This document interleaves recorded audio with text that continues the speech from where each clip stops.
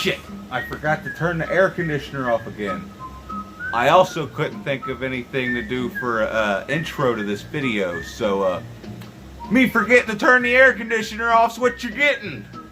Enjoy! It's Drewski McGillicuddy's Movies That Shaped My Childhood tag. Hey everybody, it's Drewski McGillicuddy, and we gotta make this fast because Jason Smith from Sinister Cinema Reviews tagged me in a video about movies that molded your childhood. And real quick, I just want to mention it's me and Sarah's 7-year anniversary, and she had got me, look! I got the fucking Criterion edition of Night of the Living Dead! And guess what, Lee? I'm gonna watch that shit again! Even though I just watched it the other day! Because that's how good of a movie it is! So why don't you hurry up and watch it so I can hear your fucking opinion! Anyway, I got her this. Now, she had planned this whole thing out to get me that. I just happened to be like, damn it, it's the last minute. I wonder if Goodwill's got anything. And god damn it if they didn't have this. And I haven't found it on eBay yet, but I'm pretty sure this is probably up there like my Boglin. If you already know, let me know in the comment section below. Anyway, Jason Smith from over at Sinister Cinema had tagged me in a video of talking about movies that molded my childhood. So I'm going to take a note from him and start with the horror movies. But Jason, you don't understand what you just done, okay? I don't want to make a 20-minute video, okay? Because I'm going to have to fucking rewatch this shit and make sure it's good enough to post on YouTube. And if it's not, I'm going to have to reshoot the whole fucking thing again. I'm going to have to take some of these movies out. Anyway, we're going to start off right away with one of my earliest crushes in film. You might have heard me talking about it in my fucking zombie stuff. That's Return of the Living Dead Part 3. Yeah, I already talked about that in my my zombie video, so if you haven't seen that, go watch that, because I also talk about Return of the Living Dead Part 2. Like, I knew about these before Dawn of the Dead, so yeah, obviously I watched these over and over again, along with Night of the Living Dead, but that goes without saying. I shouldn't have to even mention that. Jason Smith didn't want to pull his copy out, but bam! Ernest Scared Stupid.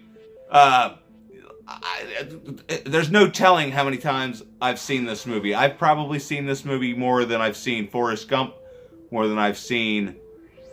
What the fuck is that other movie that I love so much? The Notebook. No. Step Brothers. Which, yeah, okay. Also, Jason, I don't know if you have this fancy copy that I have. I need to get it on Blu-ray, but it's far superior than the first, and probably one of the best horror movies ever made. This definitely would be in my top 5 best horror movies ever made. So maybe I'll do that video sometime. Spoiler alert.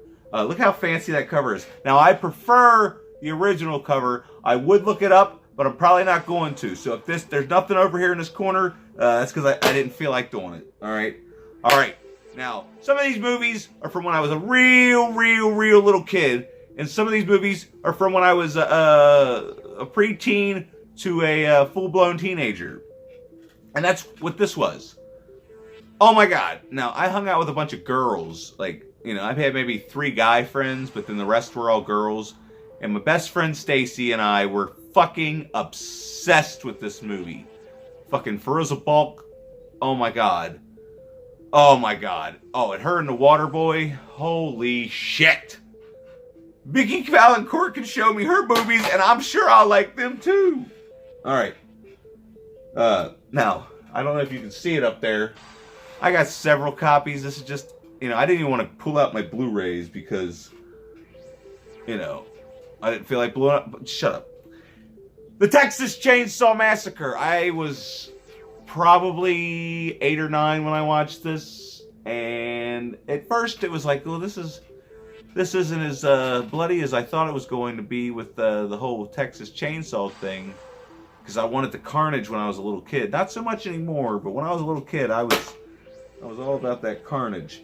And now this movie, this was on one of my maybe you ain't never heard of it movies, but I heard of it. And holy shit, did I rent this movie all the fucking time. This movie is amazing. This could probably benefit from a remake, just because nobody knows what the fuck it is.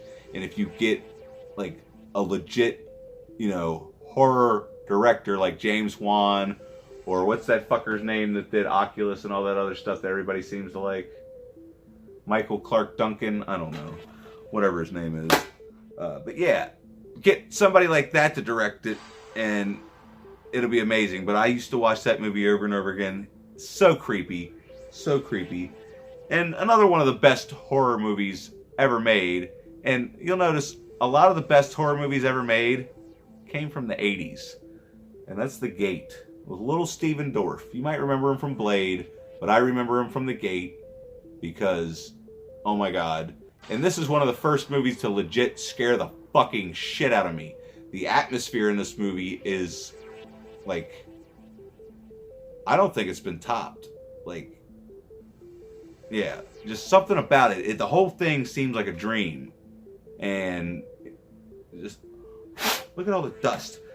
It's from the dogs. It's not my fault. Okay, I can't be bothered to dust when I work like 9-10 hours a day and make a YouTube video here and there. Oh my God! Jason Smith, what have you done? All right, we're gonna get into it. All right. Here's an underrated. Like, these movies will probably end up on later videos. So if that happens, just fucking deal with it. But here's an underrated as fuck movie, all right? Underrated as fuck.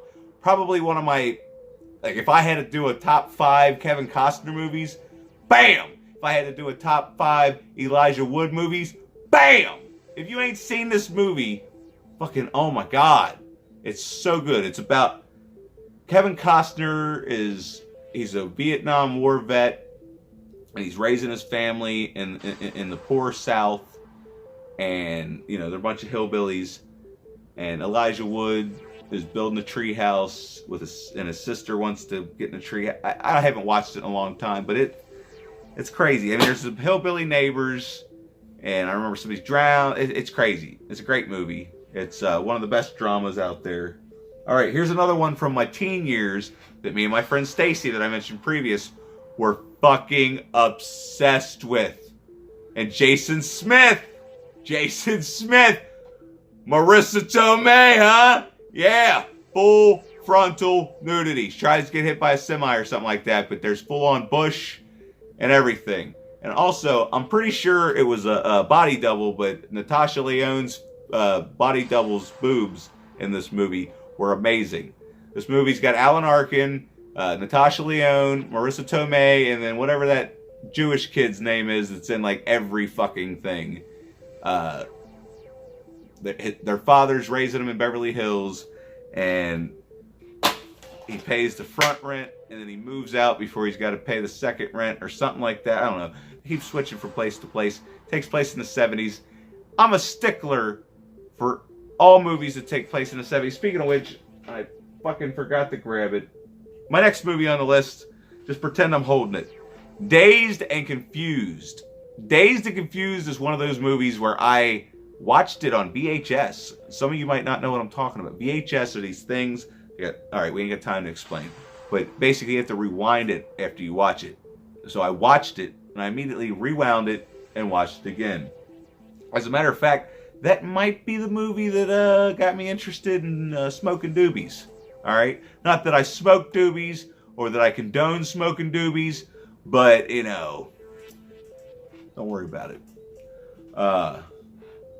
This one, I remember, a lot of these movies I probably remember watching with my father, especially the next couple. But I remember my first shot of Jack Daniels. Personally, I like to call him John Daniels because I know him on a personal basis. But this right here, a lot of people want to say Scarface or The Devil's Advocate. This is Al Pacino's finest work. And if you don't agree with me, fuck you, okay? That's how easy that is. Fuck you! If you haven't seen Son of a Woman, go watch Son of a Woman. I'm sorry for, it's my anniversary and I've had a couple beers. So, thanks a lot, Jason. Making me do videos when I'm not prepared. But anyway, the next one, I used to watch this with my dad all the time. We used to rent this over and over again.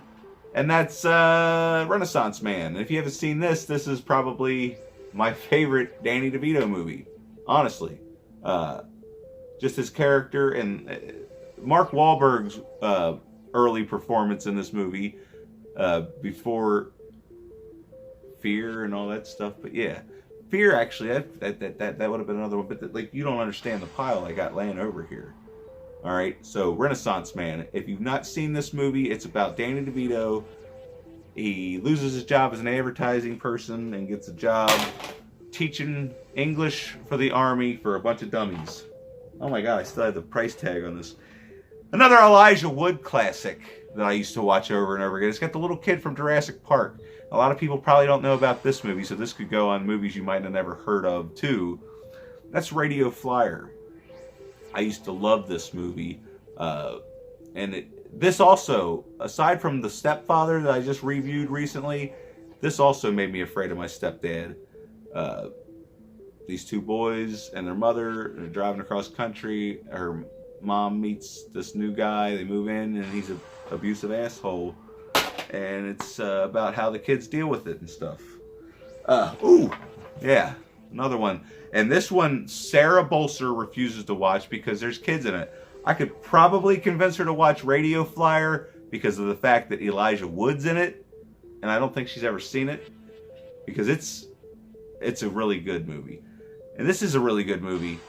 But she hates sports movies.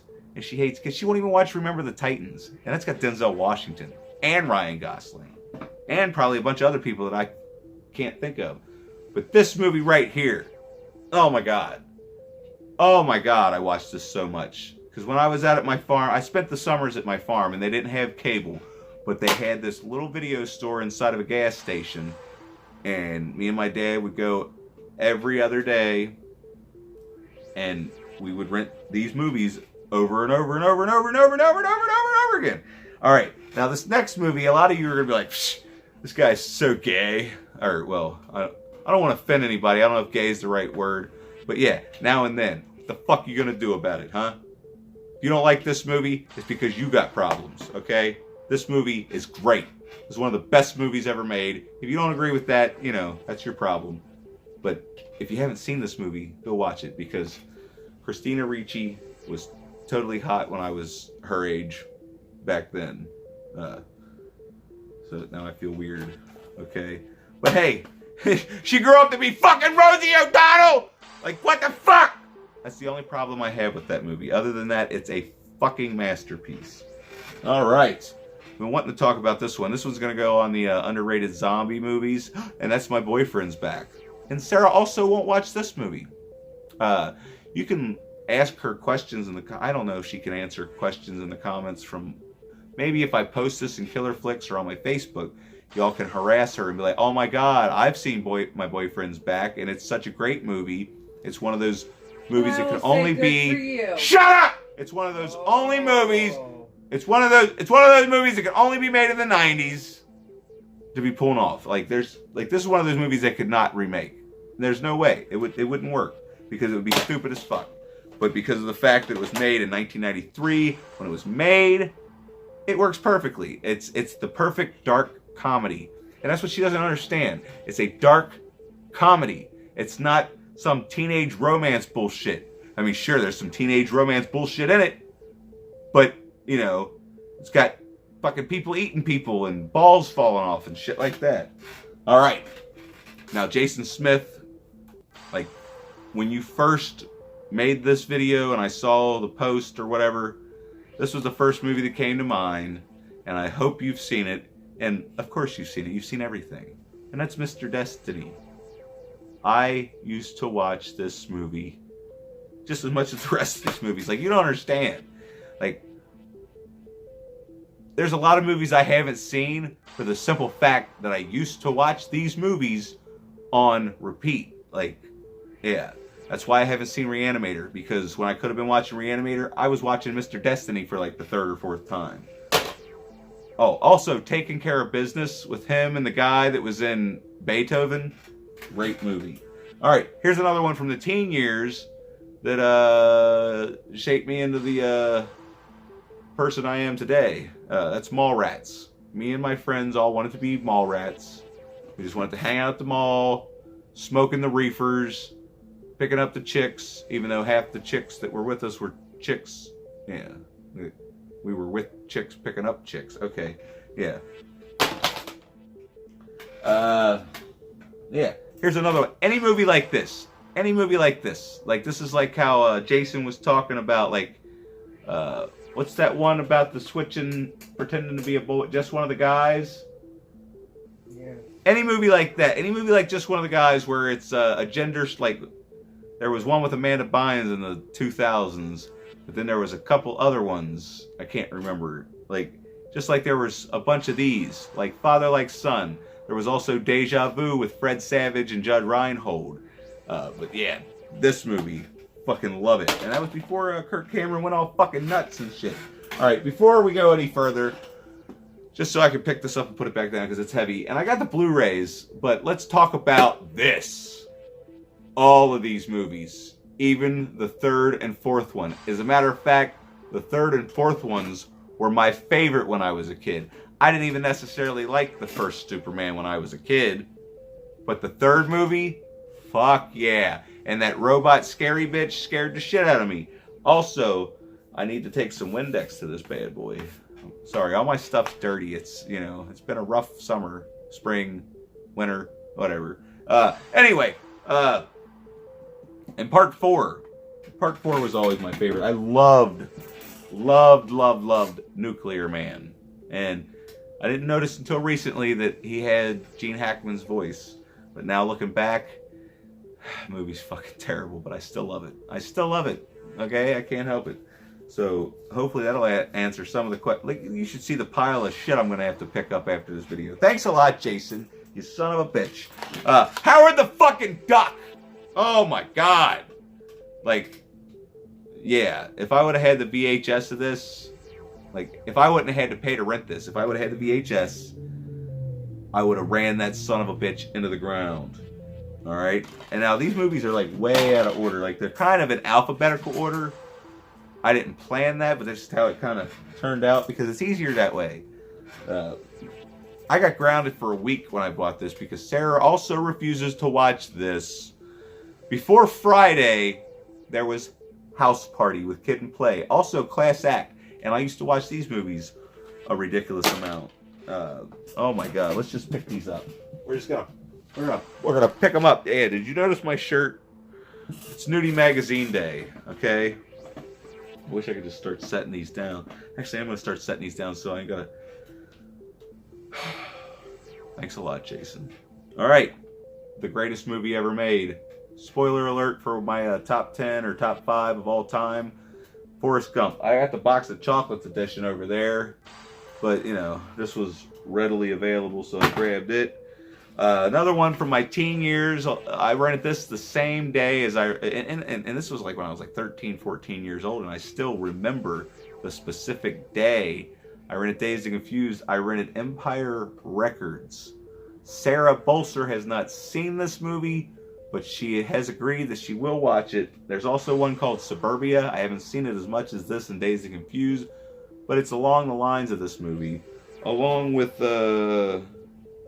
shit, it's not in this pile. We'll talk about another movie that's along the lines of this movie here shortly. Now, this movie, I actually did wear the VHS out, and I talked about this in one of my other videos of non-horror, or yeah, probably the non-horror movies you've never heard of.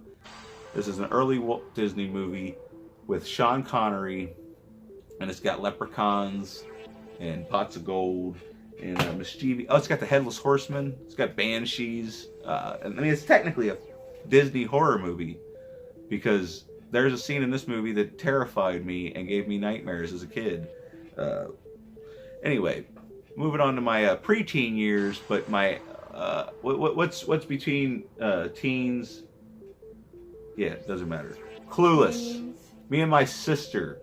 Holy shit! Like, me and my sister could never stand each other at all. We used to chase each other with butcher knives, and this was before I started watching slasher movies. We used to chase each other with butcher knives, but, you know, when we were in at Clueless, we sat down, and we had a good old time watching that together. Also, another movie that I'm like, oh, here, I'll just grab it. Right there. Okay? Right there. A lot of people pretended to hate that movie because they were so cool, but I've always liked that movie. Now, I do specifically remember being a child watching Halloween 3 and looking at my sister like, why did we rent the third one, first of all? And second of all, where the fuck is Michael Myers at? But overall, the movie was creepy and effective, and yeah, I actually like it better than the first Halloween. Sue me, it's not my fault. The thing about the original Halloween is it's kind of played out, and a lot of people I honestly believe Jason Smith and Lee McCoy when they say that that's their favorite movie of all time or favorite horror movie of all time. I believe them, but it's the people, that are probably in their teens, early 20s that say, oh, Halloween's good. I think they're faking it. No offense if you're one of those people, but God damn it, just sometimes it irritates me. People are like, that's all they want to talk about is Halloween. It's like there's other fucking horror movies, okay? Like, I've dealt with a few people in my day where they thought Halloween was the begin all, end all, whatever the hell that phrase is. Anyway, cop and a half. Now, I'm going to do a review on this eventually. I probably should have grabbed Monkey Trouble too, because that shaped my childhood. God, like this. And, oh my God, speaking of cops, Kindergarten Cop. Actually, every Arnold Schwarzenegger movie ever made. I didn't bother grabbing my Terminators because that goes without saying. Like, what kind of question is that? Obviously Terminator. Also, every single Stallone movie ever made, especially these two, Cobra and Tango and Cash. Tango and Cash is my first set of boobs I've ever seen in real life. My mom didn't know that rated R movies weren't for 8-year-olds, so she rented it anyway, and it was too late. By the time the boobs popped up, she was too far away to cover my eyes. But unfortunately, when I watched Killer Toons for the first time, she sat right there and held the VHS box over my eyes every time boobs popped up. And boobs popped up like literally every 5 minutes in Killer Toons. So that didn't really shape my childhood, but I specifically remember watching that movie because of the fact that I didn't get to watch that movie because my mom held the goddamn VHS cover over my eyes. Oh yeah, The Breakfast Club and every single John Hughes movie. This one was just readily available. It was the top. I didn't have to look for the other ones. Plus, I might not necessarily have the other ones yet. I didn't really look, but yeah, I'm gonna need 16 Candles, Weird Science. Unfortunately, I hate. Oh, never mind. I'm gonna keep that to myself. Because Lisa Loves asked a question for my Q&A, and I'm gonna answer that question later. Here's another one that Sarah Bolser refuses to watch because she's an evil devil woman. Blank Check. Now, Fuck that shit. the only reason I want her to watch this movie is because I want her to put herself in the shoes of this child. This movie is so fun. Like, I used to watch this movie and just dream of, like, that happening to me. Like, who wouldn't want that to happen to them? If you don't know what I'm talking about, I'm not going to tell you. This movie might be on Netflix, so maybe you should go look. Don't take my word for it. Go find out for yourself. And, obviously, this shirt. Now, the person I'm about to show you and the movie I'm about to show you, I absolutely love. And then there came a time when I started to resent this person and everything he put his name on. And that's Adam Sandler and Billy Madison.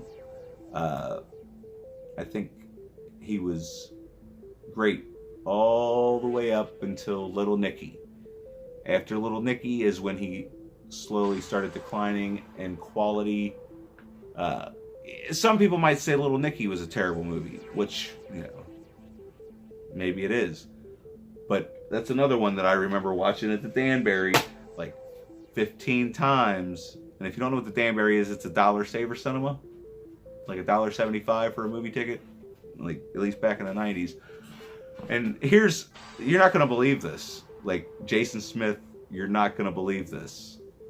Sarah Bolser hates these movies. I think I got her to watch both of them. And I'm pretty sure she was lying. I'm pretty sure she just closed their mind and was like, nope, I'm going to hate it regardless of how awesome it is, because they're fucking awesome.